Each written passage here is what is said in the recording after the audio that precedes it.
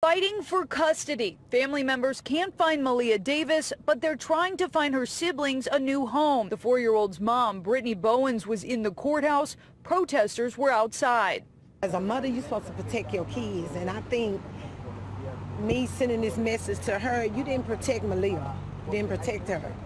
And mothers have to stand up and protect their kids. When every adult fails the child, that's when the system steps in. Okay, so you mean to tell me that it's okay for the system to fail them too? Talking to YouTuber iCkEdMeL about YouTube's iCkEdMeL interviewer Melvin Cedeno. With YouTuber Melvin Cedeno, his YouTube channel. The iCkEdMeL YouTube channel run by Melvin Cedeno.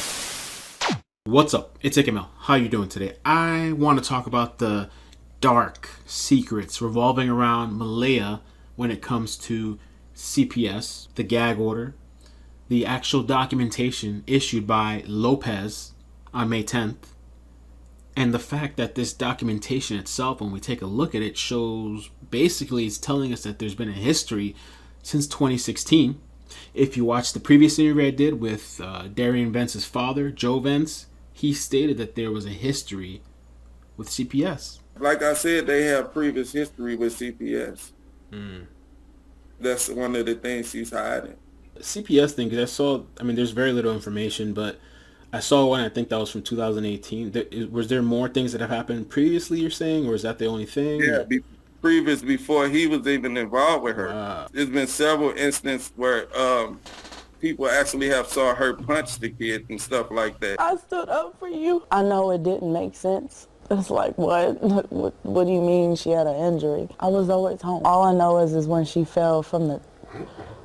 Typically how it happened. No, because then you get into CPS. So I think this is about damage control, hiding the past, hiding the corruption, hiding how the system has miserably failed multiple times apparently. Now we're going to go through a fire round of information. Quick. In February, just weeks after getting on the bench, Judge Ryan Salfiti signed an order returning Maleah to the home. Judge Salfiti is not elected, but he's an associate judge chosen by the new judge in the court, Gloria Lopez. And we got to talk about this other judge. He's had alleged allegations of corruption. His name is James Lombardino. He was on the bench. It's claimed, and I have some documents that I was looking at, a judge who has accepted thousands of dollars in campaign contributions from lawyer Bobby Newman, allegedly, and he was awarding Newman $460,000 in attorney fees in 3 cases in 2016. Allegedly.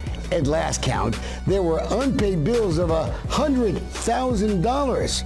You know a lawyer who'd let you get away with that? Judge Lombardino presided over more than a dozen cases while Bobby Newman was working for his kid, apparently for free. On May 10th, Judge Lopez issued the GAG order to keep media organizations from reporting on the case, sealing the records that the media already has. I've heard that they already have this. They can't talk about it. They can't release it. And here, according to Delfino, it says a report filed by CPS on April 10, 2019 supports returning Maleah to her mother, but taxpayers were also paying for a lawyer to represent the best interest of the children.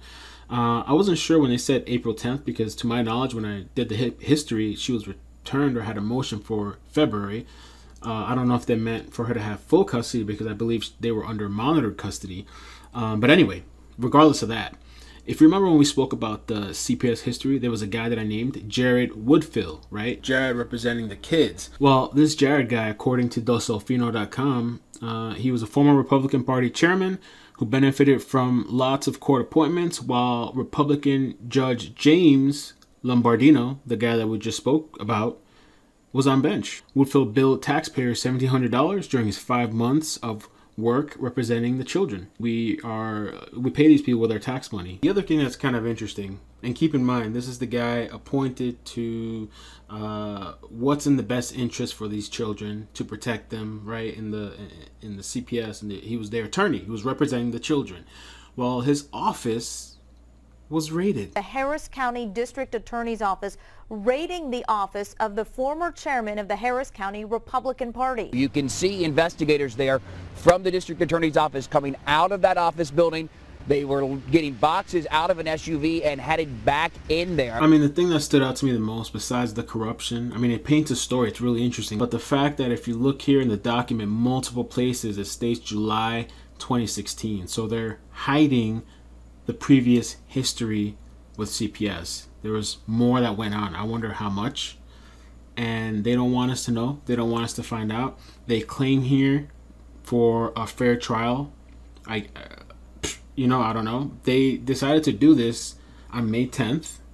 Meleah was missing already. You know what I'm saying? They didn't have a problem with this not being sealed before, but now she's missing, and it's like, well, we better put these and tuck these documents away and seal them. You guys comment below.